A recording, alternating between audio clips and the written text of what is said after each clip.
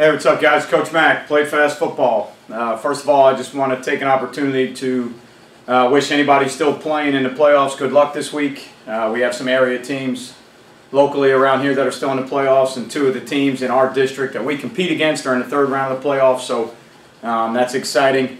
And I wish those guys luck. Unfortunately, only one of them can win, but wish them luck, and hopefully one of them will represent our district in round 4 in the playoffs and locally in this area. I think that's exciting for football in the area when teams are able to advance and move forward in the playoffs, especially when it's teams in your district, because now you can kind of preach to your kids that how good the football is in your district and what you need to do to prepare to win games in your district when you know that you've got 3 teams in the playoffs and 2 of them are in round 3 and one of them is going to go to round 4. So good luck to everybody that is still competing out there. Also want to take a chance to tell everybody, wish everybody happy Thanksgiving. Hope you have a good holiday. Hope you get some time to enjoy some downtime with the family, and just appreciate and be thankful for those things that we have. Be thankful for the opportunities that we have.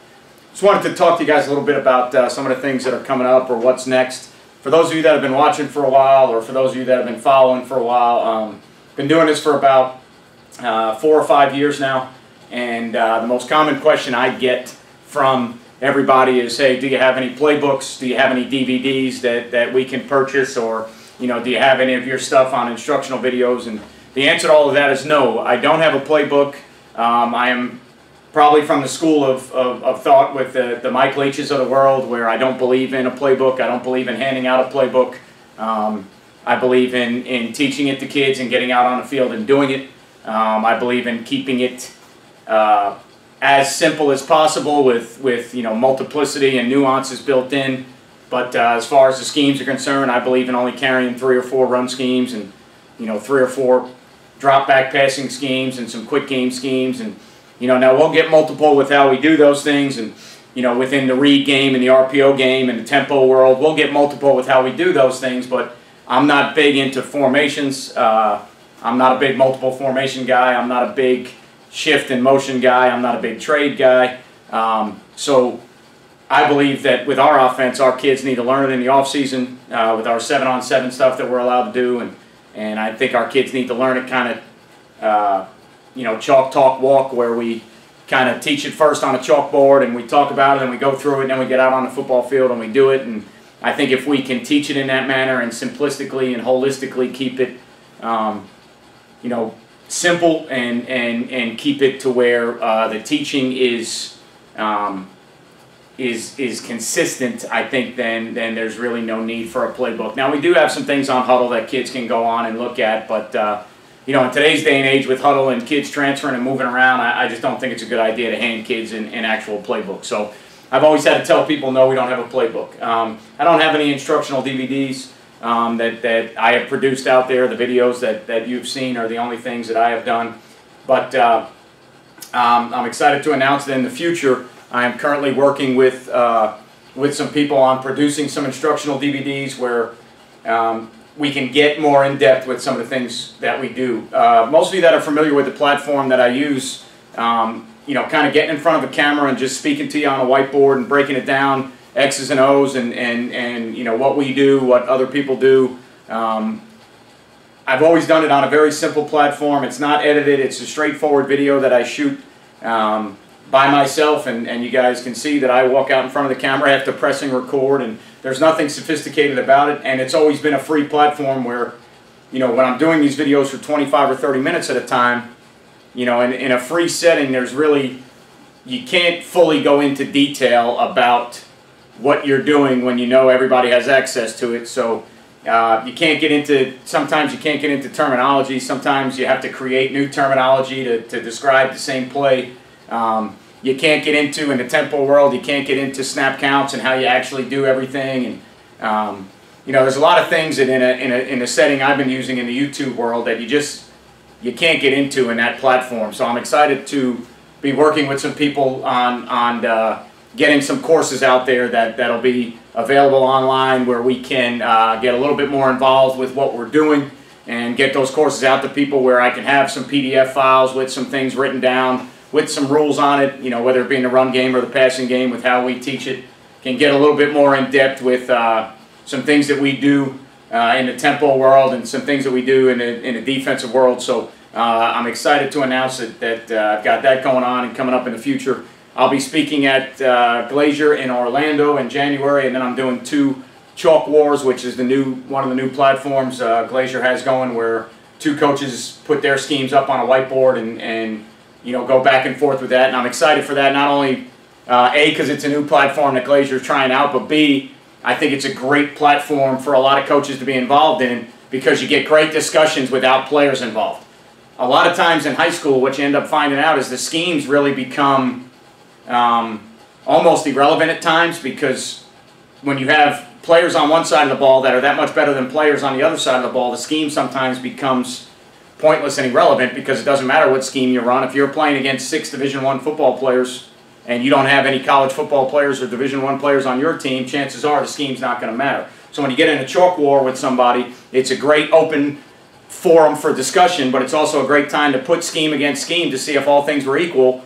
How could you be successful schematically and not just draw something up and say, well, this is what we do, and my quarterback's going to Alabama, and my receivers are going to LSU and Ole Miss, and my offensive linemen are going to Florida and Florida State, and here's what we do, and if you put 9 guys in the box, we still do it. And there's a lot of teams that have success doing that, and I just think a chalk war is a great idea, not only for open discussion, but it's a great teaching platform to understand schematically when it's X's and O's and you want to talk about the schematics of a system, how you can run an offense or run a defense against whatever you're doing on a whiteboard with no moving parts. It's always going to come down to blocking and tackling and execution.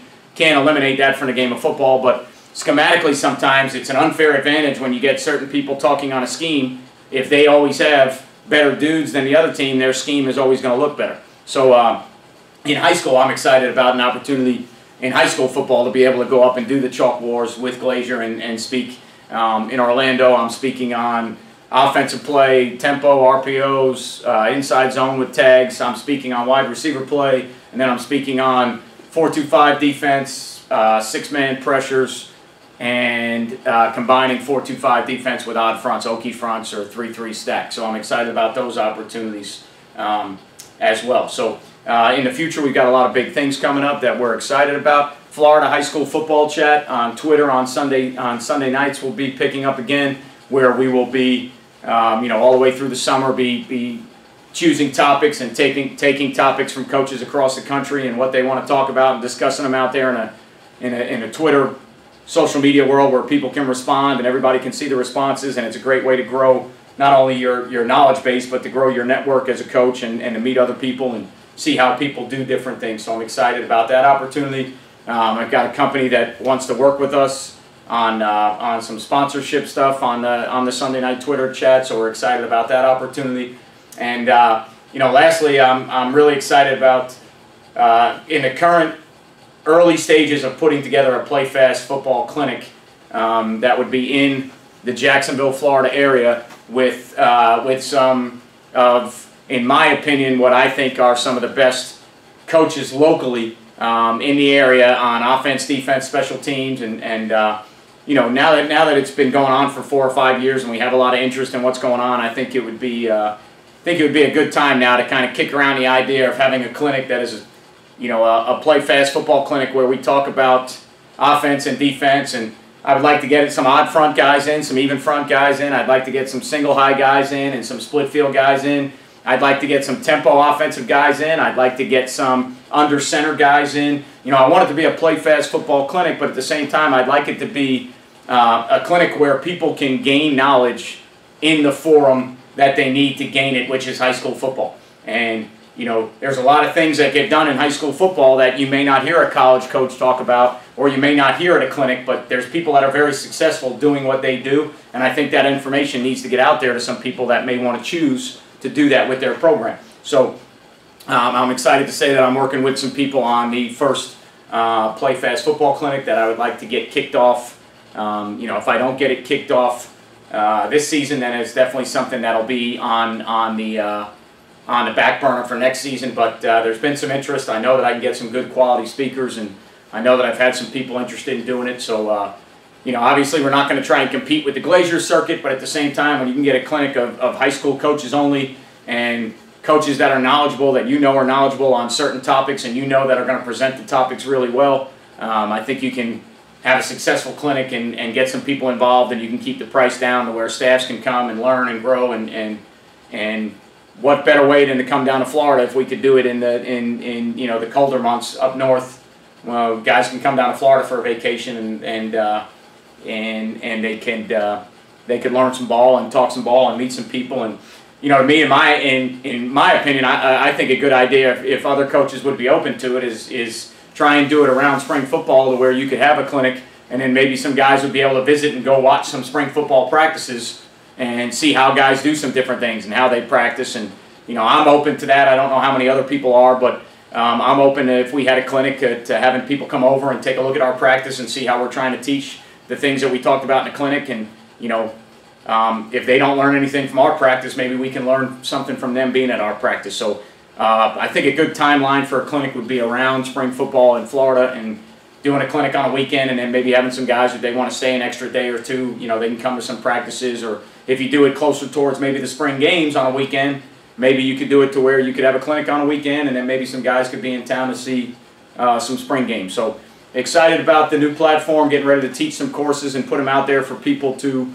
be able to dive in a little bit further. Excited about the Twitter chat starting up, and excited about the potential of the first ever PlayFast football clinic.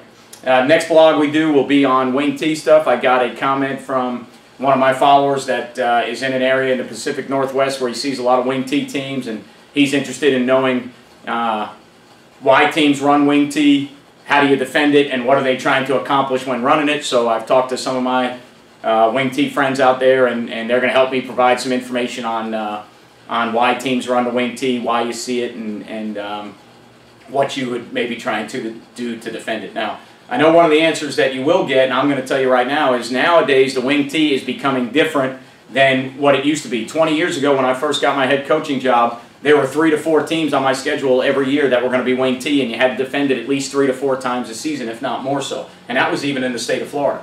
Well, now it's kind of gotten away from that to where we don't really see, I haven't seen a traditional wing T team on my schedule in probably 5 or 6 years, but yet there's other parts of the country where people are still running it and running it very effectively and winning state titles with it. So I think it's a good topic to talk about in a high school football setting. I think there's something to be said about it to learn on offense, and there's something to be said about it to try and potentially deal with defending it on defense, which was more of this guy's comment was, how do we defend it, and what are they trying to do? What do we need to take away? Why do they like it so much? So next blog we do will be on the wing T, so be looking for that in the next probably day or so, all right? So as always, guys, you won't play well till you play fast. I'll check you out next time.